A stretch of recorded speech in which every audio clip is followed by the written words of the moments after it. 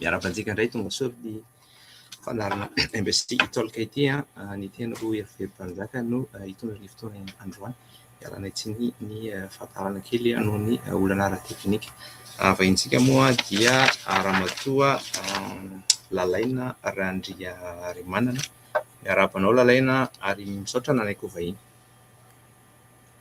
Faly miarahaba ery-mpanjaka. Faly miarahaba ny mpanaraka ny itolaka MBC. Ya, misaotra betsaka Lalaina. Androantsika moa iresadresaka ny atao hoe healthy minds effective leaders na saina salama mpitarika mahomby. Saina salama mpitarika mahomby.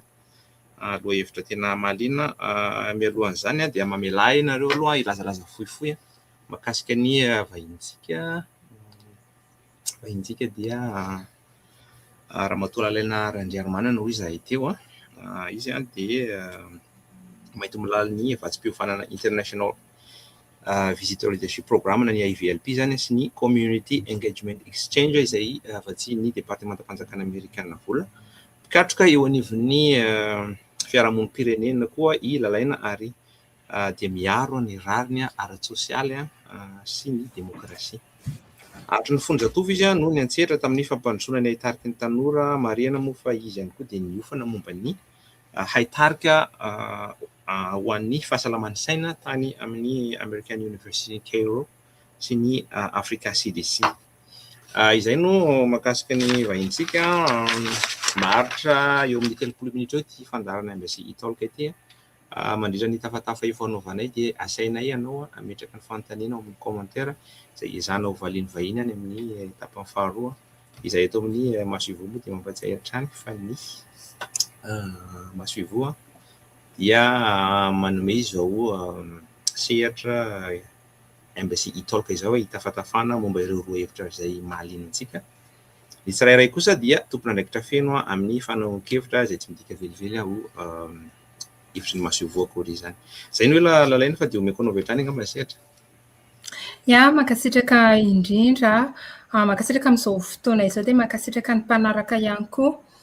Nanomboantsika ny resaka aloha dia ndao hifampizara fihetseham-po sady miteny ihany izany no angatahako nareo hizara eo amin'ny commentaire ny fihetseham-ponareo amin'izao fotoana izao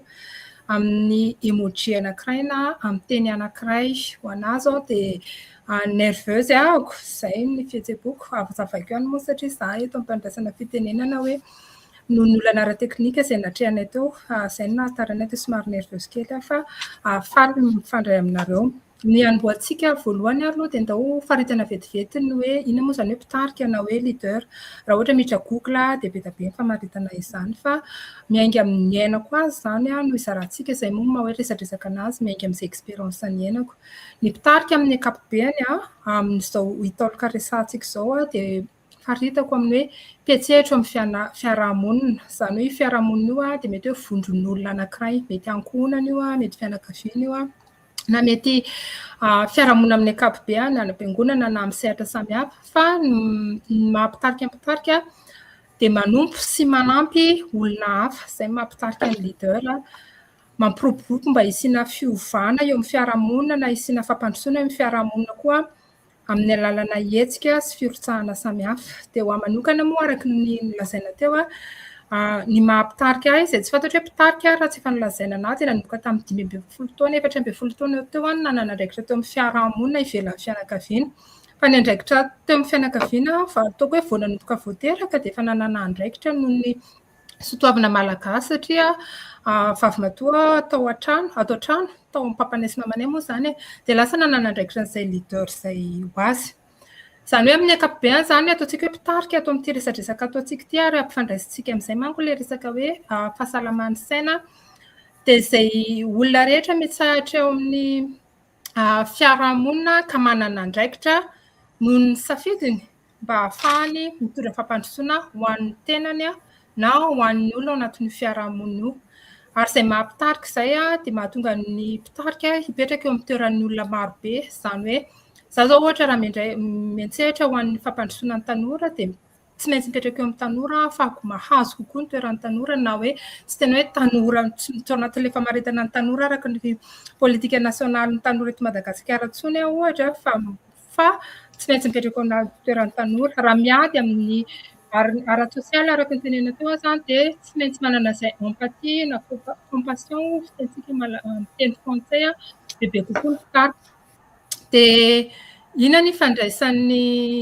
mahatonga anahy miresaka ny fahasalaman'ny saina sy ny fitarika satria tao anatin'izay fotoana ataoko hoe fampolo taona maromaro zay mbola zatofo de efa nanomboka nandraisako andraikitray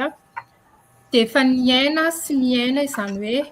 areti-tsaina izany raha amin'ny teny malagasy de marary be maheno an'le hoe marary saina fa izay mihitsy nefa ny mahalaza anazy ohatra ny hoe aretin'ny saina ohatra amin'ny teny ianao hoe aretim-bavony de miteny koa hoe aretin'ny saina satria ny saina de tova tahaka ny rehetra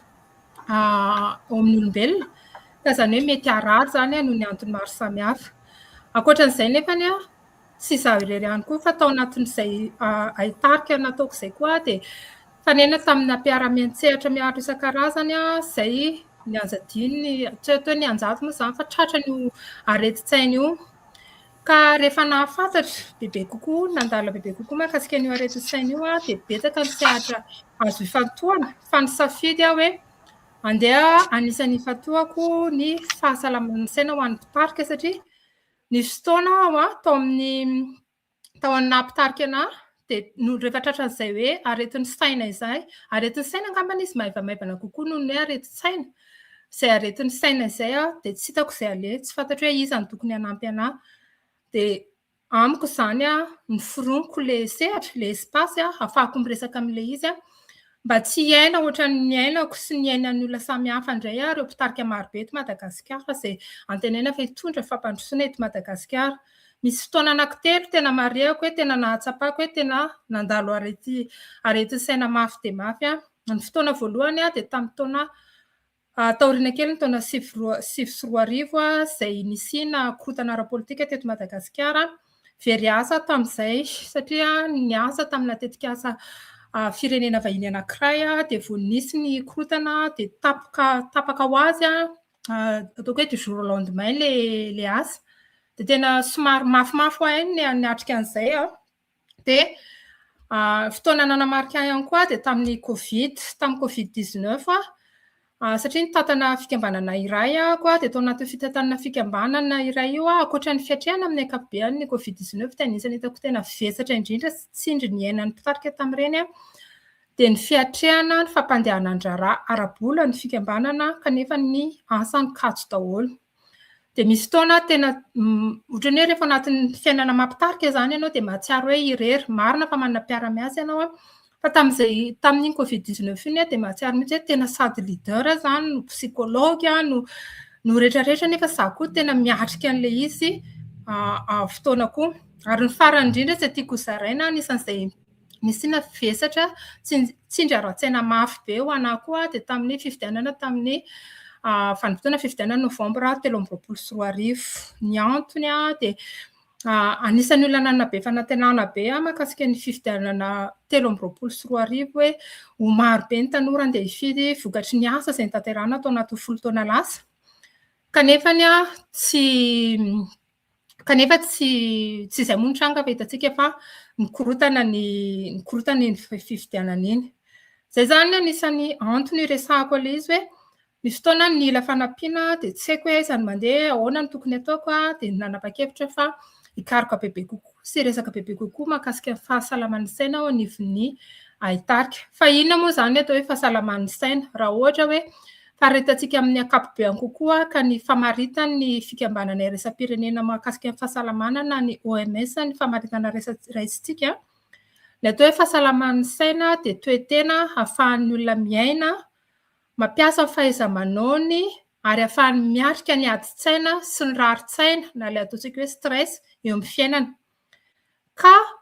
ahafahany miasa mahomby sy mamokatra ary mandray anjara amin'ny fampandrosoana ny fiarahamonina misy azy. Io zany no famaritana ny ankapobeny fikambanana iraisam-pirenena mahakasika ny fahasalamam-bahoaka izany hoe araka io famaritana io zany de mandeha ho azy eo amin'ny fiainana hoe tsy maintsy misy rari-tsaina sy adi-tsaina tsy maintsy atrehan'ny olombelona fa raha manomboka sahirana ny olona miatrika an'iny ny atao hoe olona salama saina zany de mahatsiaro fa miaina miaina soamantsara, mahay miatrika tsara, mahavita miatrika tsara ny olana ara-tsaina, mahatsapa, hery sy angovo ary indrindra mahatoky tena ao anatin'izay vanim-potoana nahaty-tsaina izay. Afaka manatanteraka asa ihany koa ary afaka mamorona ary indrindra afaka mitazona fifandraisana tsara amin'ny olon-kafa. Fa zay zany amin'ny ankapobeny atao hoe olona tomady ara-tsaina tsara satria tomady moa ny teny malagasy. Famaritana io dia famaritany nampiany Rachel Jenkins izay mpampianatra amin'ny King's College London. Izany hoe amin'ny ankapobeny zany atao hoe aretina ara-tsaina indray dia izay mifanohitra amin'izay, izay toe-tsaina, izay toe-panahy mety hoe misy fiovana eo amin'ny fomba fisainana na ny fihetseham-po na ny fitondran-tena. Ka ireo fiovana ireo dia tsy ahafahanao manatanteraka asa andavanandro, fa lasa miteraka olana ho an'ny tena manokana na ho an'ny manodidina noho ny fiovaovan'ny toe-po tampotampoka na tsy ampoizina. Io fiovana io tsy hoe fiovana tsotra fotsiny hoe tesitra ianao dia miova ny toe-ponao ohatran'ilay izaho nangataka taminareo teo sao teo amin'ny commentaire hoe ny fihetseham-ponao androany, fa fiovana izay voamariny mpitsabo. Izany hoe marihana moa izany fa ny aretin'ny saina dia araka lazaiko tany am-boalohany teo izay efa faritan'ny fikambanana iraisam-pirenena Marina Ratandra teo dia aretina toy ny aretina rehetra. Ny aretina toy ny aretina rehetra dia ny mpitsabo ihany no manamarina hoe tena tratra ny areti-tsaina tokoa ve ianao, ary izay tsy voalazako teny am-boalohany fa za dia tsy dokotera na psikologa, tsy miasa amin'ny sehatra fahasalamana zany fa amin'ny mampanao ady sisika mpiantsehatra na amin'ny fiarahamonim-pirenena dia mitolona mba ho amin'ny isian'ny politika mbahoaka amin'ny ankapobeny mahakasika ny fahasalaman'ny saina io tahaka ny fahasalamana rehetra. Satria raha ny statistika no jerentsika dia ohatran'ny aretina homamiadana, ohatran'ny aretina diabeta na ny areti-po ihany no fitrangan'ny areti-tsaina. Tsy manana statistika mazava tsika eto Madagasikara, fa raha erak'izao tontolo izao dia voalazan'ny OMS fa raha amin'ny olona 4 no miatrika areti-tsaina mandritry ny fiainana, izany hoe tratran'ny areti-tsaina mandritry ny fiainana. Tsy voalaza moa hoe mandritry ny fotoana hoe 5 taona. Ary raha amin'ny olona 5 amin'ny toerana misy korontana ara-politika na disadisa ara-politika eto Madagasikara dia mora tratran'ny areti-tsaina kokoa ary tena tratran'ny areti-tsaina kokoa. Dia izay no veriko hoe zava-dehibe amin'izao fotoana izao resako satria mandalo fotoana sarotra indray Madagasikara ary mila antsika mpitarika izany hoe afaka miantoka izay hoe mitohy manohy ny asa tsara tsy voahelingela ny fahasalamantsika na ny fahasalaman'ny vatana io na ny fahasalaman'ny saina fa ny fahasalamana amin'ny ankapobeny mihitsy fa ny fahasalaman'ny saina moa no resahako androany. Misy karazana aretina samihafa ny fahasalaman'ny saina fa ny karazana fahaketrana ara-tsaina na hoe dépression tena voaresaka matetika. Fa misy ohatra hoe trouble anxieux, miahy alava ianao na miahy amitohy, trouble bipolaire, schizophrénie na trouble de déficit de l'attention na tsy fifantohana fa amin'ny ankapobeny fisehon'ny areti-tsaina dia very fifantohana misisolé izany hoe ianao rery no tsy te hifandray amin'olona, tsy mahafinaritra anao ny zavatra ataonao na zavatra tena tianao ary amin'ny ankapobeny izany ireo. Fa araka ny teneniko teo rera-dava ary araka ny teneniko teo misy fotoana tsy maintsy dokotera mamaritra an'ilay izy. Ary ho manokana araka ilay teneniko teo nisy fotoana tamin'ny asako izay ataoko hoe anisan'ny sehatra sarotra satria Madagasikara dia mandalo olana ara-politika matetika. Dia nisy fotoana alohan'ny ahafantarana za hoe misy areti-tsaina mahazo anao ve, misy areti-tsaina mety mahavoanao ohatra hoe stress chronique ohatra, dia tsy maintsy mandalo dingana maromaro ianao fa ny dokotera mahafantatra hoe tena areti-tsaina marina mahazo anao. Dia izay mahatonga anao hoe mila resahana ilay izy satria indraindray ilay izy sanatrehan'izany misy fiheveran-diso izay resahantsika mpitarika indrindra io ianao ampidiriko amin'ny resaka hitarika amin'izay hoe indraindray mieritreritra hoe amin'ny ankapobeny ny olona izany ny mpitarika dia heverinao hoe matanjaka be, matanjaka ara-tsaina dia tsy mba ho tratra izany areti-tsaina izany. Fa ny areti-tsaina dia mety mitranga amin'ny olona rehetra ary indrindra mpitarika mihitsy ary satria ny mpitarika araka voalazako teny ambony teo dia mipetraka amin'ny toeran'ny olona maro be, mipetraka amin'ny toeran'ny olona tsirairay dia noho izay exercice d'empathie na exercice de compassion izay dia misy fotoana mety hoe lasa ny tena indray no adino satria mety miasa be loatra, resahantsika reo avy eo moa zany hoe tsisy reo avy eo fa rehefa tena zao mihitsiny hoe raha ny toe-javatra manokana eto Madagasikara dia mety misy antony mety mahatonga ny hoe anisany mety hiaran'ny areti-tsaina ny aretin'ny saina ny mpitarika noho ny tsy fahamarinana toerana ara-politika araka ny voalaza teo satria miteraka hiasy fisalasalana lava amin'ny ho avy ary miteraka fahavizanana ara-pihetsepo ny tsy fahamarinana ara-politika. Miahiahy ianao hoe misy vokany ve ty asako ty andraikitra resiko ty mba misy impact ihany, ireny zany mety miteraka areti-tsaina. Ankoatran'izay koa ny fahantrana lalina izay iarahana miaina eto Madagasikara dia mitondra adi-tsaina maharitra na faharerahana iombonana. Ohatra amin'izany ohatra hoe resahako kely ihany ohatra satria anisan'ny zavatra iainako ny olan'ny rano eto Antananarivo amin'ny olana ara-tsosialy fa mety misy fiantraikany amin'ny olana ara-tsaina satria mafy be ilay hoe tsy matory ianao amin'ny alina dia lasa tsy ampy torimaso azy fa tsy maintsy miandry rano, ohatra fotsiny izany. Fa ankoatran'izay koa no mety mahatonga ny mpitarika hoe tena mety tratrany aretin'ny saina koa dia tsy mifampino ny fanohanana ara-tsaina. Izany hoe miatrika olana irery ny mpitarika indraindray amin'ny mampitarika anazy satria izy ny tompony vahaolana dia izay zany mety mahatonga areti-tsaina. Fa tsy midika akory hoe rehefa tratrany areti-tsaina ianao dia tsy mahazaka fiainana satria rehefa miresaka ny areti-tsaina izay matetika ataon'ny olona asosien'ny olona amin'ny resaka stress dia ohatra hoe ianao nge rehefa tena manao stress lava ohatra mety tratrany aretim-bavony koa mety tratrany aretina samihafa zany hoe aretina toy ny aretina rehetra zany ny aretina fa tsy misy hoe tsy fahazakana fiainana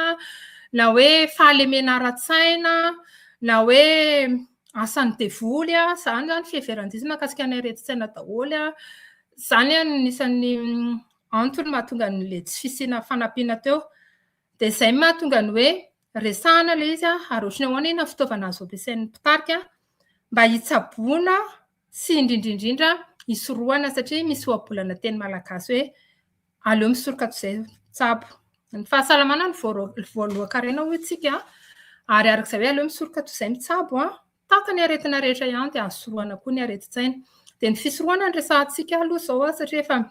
tapitra ny anjara fitenenako dia avy eo taritra resaka ihany tsy ny fotoana ity afaka resahantsika ny fitsaboana. Ny fisorohana ny areti-tsaina raha ohatra ao anatin'ny fanatanterahana hitarika na leadership dia miainga amin'ny famaritana aloha ny andraikitra hoe tsy ianao rery no tompony andraikitra amin'ny asa na andraikitra tanterahanao. Iny zany tena zava-dehibe mihitsiny. Izany hoe fametrahana ataontsika hoe frontière mahakasika ny andraikitrao. Ho manokana ohatra amin'ny andraikitro andavanandro sady miasa no mirotsaka tsitrapo rehefa weekend na rehefa ohatran'izao na amin'ny alina ohatra manao asa firosana tsitrapo izany hoe tsy andresaka rano. Fa fahafantaranao hoe amin'ny fotoana tokony ahoana ianao no tokony mitsahatra, miala sasatra ary tsy andraikitrao rery satria tsy ianao rery manompa an'izao tontolo izao fa anatina fiarahamonina anankiray ianao dia manana mpiara-miantsehatra be dia be. Dia ny fahatsapana an'izay zany no voalohany indrindra anisany ahafahana misoroka ny aretin'ny saina aloha izany hoe mahafantatra ianao hoe tsy rery ianao ary indrindra rehefa misy olana na vokatra tsy tratra dia tsy rery koa ianao. Ohatra izao miresaka amin'ny ankapobeny tsika ohatra hoe misy zavatra eritreretinao hoe tranga eto Madagasikara nefa tsy araka ny tokony ho izy dia mieritreritra ianao tena ilay asanay mihitsy angambany tsy nety. Ny fahatsapana fa tsy rery ianao anatin'ny vondrom-piarahamonina iantseranao io ny zava-dehibe voalohany. Ny anisan'ny faharoa izay ahafahana misoroka ny areti-tsaina koa, aretin'ny saina koa eo anivon'ny hitarika na ny leadership dia ny fitsinjarana asa mazava izay mifampitarika amin'izay azy ary ny fifampizarana fomba fiasa iombonana sy ny vokatra andrasana. Izany hoe ny fisiana sehatra ahafahana mifampiserasera zany mifampiresaka inona no andrasana, inona ny antony an'ilay asa, inona ny antom-pisiany ny asa na ny vondrona izay antseranao famerenana an'ireny matetitetika fa tsy ny zava-misy manko indraindray mety mieritreritsika eo dia efa adito ty dia tsy maintsy atao fa ny famerenana hoe fa maninona ny manao adidy mba hoe tena mahafantatra ny antony dia anisan'ny fisorohana ny areti-tsaina. Fampitoy amin'izay ny fisiana fifampiresahana eo amin'ny samy mpitarika sy ny mpitarika. Araka ny filazako teo moa zany hoe mpitarika dia tsy voatery hiérarchiquement hoe sy ny sefo fa izay olona rehetra manana andraikitra ao anatina fiarahamonina dia mpitarika daholo amiko. Dia fisiana izay sehatra ifampiresahana, ifampizarana mahakasika ny fihetseham-po, mahakasika ny mety tranga iainana andavanandro, ny ahafahana miresaka ihany koa mety antony tsy fahasalaman'ny saina izay dia anisan'ny fisorohana ny aretin'ny saina. Fa indrindra tena zava-dehibe izay tiako resahana izay mifampitohy amin'ilay ady tsisika niresahako teo dia fametrahana fiarovana ara-tsosialy na protection sociale. Io moa eto Madagasikara dia tsy mbola misy amin'ny ankapobeny mihitsy ny fiarovana ara-tsosialy izay ary ny fahasalaman'ny saina dia satria noho ny hevi-diso marobe manodidina ny fahasalaman'ny saina satria heverin'olona hoe rehefa hoe adala dia mahamenatra, rehefa marary saina izany raha ohatra hoe fomba fitentsika izao rehefa na mifanany ihany na misy olona mahasositra dia miteny hoe ohatran'ny marary saina koa ianao na rehefa manany andray fa ianao hoe marary saina rehefa ohatra hoe manao hevitra taingina ohatra na ohatr'izany. Fa fametrahana protection sociale mahakasika ny karama sy ny ahafahana mikolo ny areti-tsaina zany dia anisany ao anatin'ny vondrom-piarahamonina anankiray na ny organisation anankiray dia anisany manampy amin'izay satria ny marihana mbola tao anatin'ilay hevi-diso dia tsy hoe ny olona marary saina tsy hoe olona ory lalandava. Za zao amin'ilay araka ny teneniko teo nisy teboka telo manokana izay heveriko hoe tena mafy bebe kokoa an'any tsindry ara-tsaina izay niainako amin'ny mampitarika anahy. Navita ny asa foana, navita miaina tsara, rehefa mifanena amin'ny olona dia falifaly lalandava. Fa ao anatin'izay fotoana izay dia ohatran'ny hoe manafina ny aretim-bavony koa dia mety hoe takonao ihany koa ilay aretin'ny saina fa nandray tanana ilay fitsaboana nefa. Ka raha mifampitohy raha izay zany amin'ny organisation dia amin'ny olombelona hoe amin'ny olona tsirairay mila mahafantatra ny teny ianao izany hoe conscience de soi. Mahafantatra rehefa hoe mitombo ny tabataba ao an-tsainao rehefa misy tsindry ara-tsaina bebe kokoa noho ny andraikitrao mety avy amin'ny tenanao mety avy amin'ny manodidina. Ny fahafantarana an'izay teny izay dia exercice de leadership mitohy izany hoe mihaino ny tenanao ianao hoe eto kosa dia misy zavatra fantatro izao mahakasika ny fihetseham-poko mety tesitra noho ny zavatra ohatr'izao fa mahafantatra koa hoe mety reraka ny vatako amin'ny ankapobeny satria marihako fa ny aretin'ny saina koa dia mety vokatry ny aretin'ny vatana. Ohatra hoe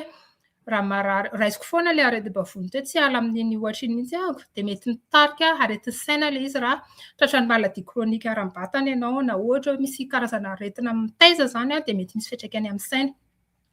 Fa eo amin'ny ezaky ny tsirairay koa dia fametrahana fetra. Tio dia zavatra tena hoe nianarako aman-taona mihitsy.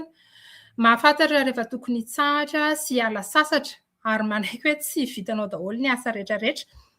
Fa indrindra mangataka fanampiana.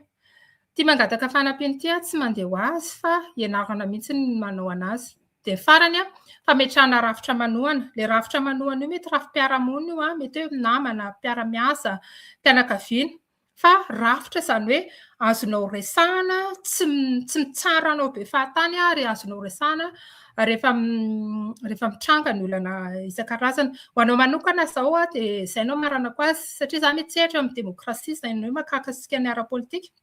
Dia misy fotoana miasa saina be mahakasika ny tranga politika eto Madagasikara. Dia rehefa miresaka amina namana ka miteny amiko ilay namana hoe izany koa ve dia atao makarary saina dia efa fantatra hoe olona tsy azoko resahana izy izany satria tsy mahazo anahy dia miresaka amin'olon-kafa satria ny asako mihitsy tsy ilay resaka politika dia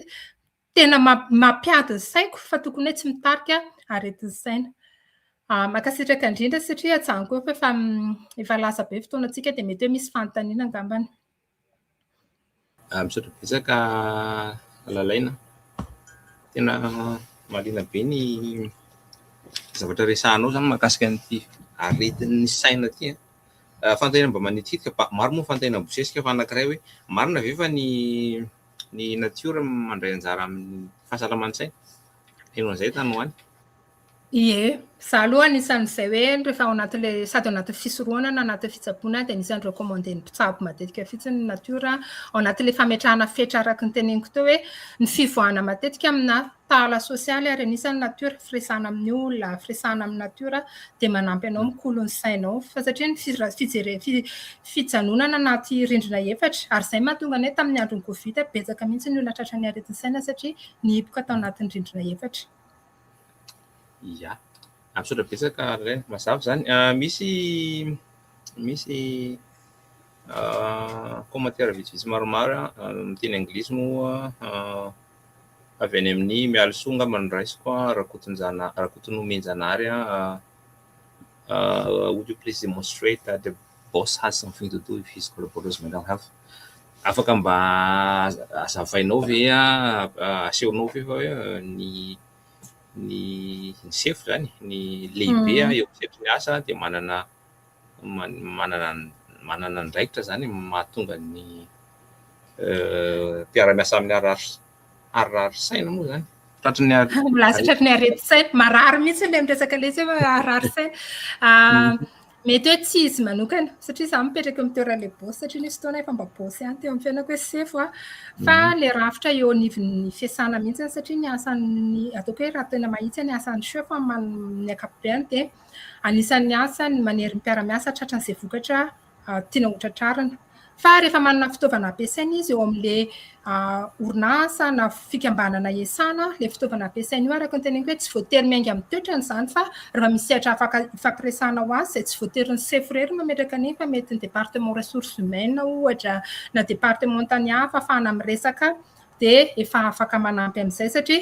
tsy voatery miaingana amina toetran'olona anankiray izany mety tratrany areti-saina na mety satria amin'izao fotoan'izao manko malaza be ilay hoe espace toxique hoe toxique iny olona anankiray iny fa tsy voatery olona anankiray iny mahatratra ilay izy fa le rafitra amin'ny ankapobeny mihitsiny na izany ary nefany hamampitarika anao dia anisany fitaovana leadership iray azo ianarana ny fomba fifampiresahana amin'ny mpiara-miasa aminao mba ahafahana mikolo an'izay aretin'ny sain'ny mpiara-miasa izay satria misy fiantraikany be amin'ny vokatra manko izay raha ohatra hoe ny saina moa no tena miasa ho an'ny olombelona ka raha tsy afaka miasa ny saina dia misy vokatra be izay angamba ny amaliko azy. Ia, sodra betsaka. Manampy soa fanamarihana iny fangatahana moa zany hoe mba jereo izay ity fotony mety mifandray amin'ny ihany koa ny fanamarihana tiako apetraka hoe nresakantsika teo mahakasika ny fahasalaman'ny saina zany amin'ny mpitarika satria be ny andraikitra zany fa manaona koa zany ny fahasalaman'ny saina iny amin'ny vahoaka ny teny ianao teo hoe ray amin'ny efatra na ray amin'ny dimy ny olona azo areti-saina amina tany ohatra Madagasikara moa zany vao marina tokoa io hoe manomboka hatreny amin'ny olona izay manary lamba sy miteny reny an-dalana zany ka hatramin'ny resahanao teo hoe sahirana zany hitanao hoe marary ny saina eo amin'ny sehatry ny asa sy any amin'ny tontolon'ny fiarahamonina sy ny tokantrano rehetrarehetra. Manahoana zany izy io eto Madagasikara ho nareo mpisehatra amin'ilay izy manahoana ahoana zany raha ampitaina amin'ny aretin'ny vatana zany mety mora marary marikoditra na voansery hoe ohatra mararary saiko manahoana zany hoe ohatra mbola tsy mipetraka eo amin'ny kolontsaina malagasy zany ohatra hoe tabou ina moa zany fady zany hoe marary zany. Anisan'ny olana hatrehana amin'ny fiatrehana ny aretin'ny saina izay fady izay tsy eto Madagasikara ihany fa na amin'ny faritra Afrika iray manontolo satria ohatra ny hoe aretin'ny fotsy io aretina ilay araka teneniko hoe aretin'ny fisian'ny devoly satria ohatra ny hoe aretina avy any an-davitany io nentina taty nefany noho tsy ilay fisian'ny data izany hoe donné eto amintsika ny tsy fahafantarantsika ohatra ny hoe manao tomba masontsika no tsy ahafantarantsika hoe tena sanatrehan'izany nefa tena marary saina daholo ny gasy ahoana fitretrikany amin'ny fahasalamam-bahoaka izany ny antony iresahana anazy bebe kokoa ahafahana hoe mba mitombo mpiatsehatra afaka mametraka politika nasionaly politika mampidiro anatin'ny politika fahasalamam-bahoaka mihitsy ny fahasalaman'ny saina izay zany ny tanjony raha hoe jerena ny eny fotony aloha zany mazava ho azy ho ana manokana na satria ngeda be ilay sehatra noho ny safidy hoe hifantoka bebe kokoa ho an'ny aretin'ny saina ho an'ny mpitarika zany akory tsy manakana na afaka miantsehatra koa satria mety samihafa manko fomba fiatrehana ny aretin'ny saina ho an'ny reno ohatra na ho an'ny vehivavy ohatra zany hoe arakaraka ny sehatra zany na ho an'ny lehilahy satria amin'izao fotoana izao raha ny isa aty Afrika koa dia betsaka ny lehilahy mamono tena, izany hoe ny olona rehetrarehetra afaka mitratra an'ilay aretin-saina daholo fa izany ny antony iresahako anazy ohatr'izao mba ahafahantsika mijery sao dia afaka miantsehatra amin'ilay izy satria tsika fiarahamonim-pirenena dia afaka miara-miasa tsara mpitsabo milaza momba an'ilay izy izany hoe mba fantatra ny olona aloha satria raha vao tsy mahafantatra manko tsy mahafantatra koa ianao hoe tokony andeha any amin'ny dokotera ary marihako fa lafo vidy ny mitsabo ny aretin'ny saina ohatra ny aretina izay ohatra ny aretina rehetra moa izany lafo vidy foana na eto Madagasikara na ezaka izany ny antony tsy maintsy isian'ny politika na fahasalamam-bahoaka ary izay mila fiaraha-miasa ny mpiantsehatra amin'ny fiarahamonim-pirenena sy ny mpiantsehatra eo amin'ny sehatra medikaly mba hametrahana izay politika mpanjakana mazava izay mahakasika ny aretin'ny saina sao dia miara-lasa tala eto daholo tsika rehetrarehetra. Ia, mazava dia mazava, misaotra betsaka anao lalaina. Tena hoe feno dia feno ny fanazavana androany moa izany karazana fanokafana izany ny mason'ny tsirairay mahakasika ny masarobidy ny fahasalaman'ny saina fa tsy hoe zavatra fady akory miresaka an'izany. Ny resakantsika teo ho an'ny mpitarika fa tena hoe na ho an'ny sarambabem-bahoaka izany dia anisan'ny zavatra tena hoe manan-danja izany ny fahasalaman'ny saina ary tao anatin'izany zany nanazavazavanao ny izay tsara ho fantatra momba izany. Mandeha moa fotoanantsika efa somary efa mihoatra ihany tsy misy ny fanontaniana asa raha misy karazana hafatra farana famehezana afaka omenao ny mpiainoantsika. Ny amaranako ny teniko dia izao ny fanekena fa mety harary ny saina izany aloha dia manampy betsaka amin'ny fisorohana ny aretin'ny saina, mety harary ny saina. Rehefa sanatria an'izany mety tratra ny aretin'ny saina io dia ny fanekena ihany koa fa afaka tsaboana ny aretin-saina dia manampy be. Ka ny fanavakavahana ny olona mety tratra ny aretin'ny saina dia mety miainga amin'ny tena fandavan'ny tena ilay aretina mihitsy satria rehefa tratra ny saina dia ny saina mihitsy ny mandà hoe ahoana koa moa ny aposible an'izany hoe marary ny saina, mety miainga amin'ny fiarahamonina koa dia andao resahana bebe kokoa ilay izy tsy maninona no miresaka an'ilay izy bebe kokoa ho anareo manokana izay manaraka ny tia afaka mifandray amin'ny LinkedIn nareo dia afaka miara-miasa tsika fa tsika miresaka bebe kokoa ilay izy amin'ny sehatra maro samihafa mba ny tanjontsika dia metraka izay politika mazava eny anivon'ny fiarahamonina izay hosahantsika na ho anivon'ny organisation na eny anivon'ny politika nasionaly fahasalam-bahoaka ny fandraisana tanana ny aretin'ny saina mba ho raisina tanana tahaka ny aretina rehetrarehetra izy. Ia, misaotra betsaka lalaina izay no mamarana ny fotoanantsika androany ny resadresaka teo mahakasika ny atao hoe saina salama mpitarika mahomby niarahana tamin'ny lalaina Randriarimanana moa izay tsahivana fa dia mahita milala ny vatsim-piofana IVLP na ny International Visitor Leadership Program sy ny Community Engagement Exchange iarahana amin'ny Masivo Amerikana izany koa dia mpikatroka eo anivon'ny fiarahamonim-pirenena ary dia miaro ny rariny ara-tsosialy sy ny demokrasia. Izay no fotoanantsika androany mamerina ny fisaorana lalaina tamin'ny fizarana sy ny tafatafa ary dia manantena mbola iona any amin'ny fandarana hafa indray tsika amin'ny fotoana manaraka dia mirary soanao. Mankasitraka indrindra ny Hervé-Barinjaka sy ny ekipany ambasady rehetrarehetra. Mirary soa ny mpanaraka dia mirary fahasalamana ho antsika rehetrarehetra. Veloma e! Veloma ary. Izay koa no mamarina fotoanantsika misaotra anareo nanaraka tany amin'ny toerana izay misy antsika rehetrarehetra any. Ny androany no mifarana fa ny Embassy e-Talk moa dia karakara ny ivon-toerana American Center izay iarahana mivantana eto amin'ny page Facebook ny US Embassy Madagasikara isam-bolana. Aza adino manaraka ran'ny page amin'ny herin'ny toy izao dia aloha hevitra hafa indray no arahantsika dia mirary soa antsika rehetra faran'ny herinandro sambatra manaraka indray. Veloma.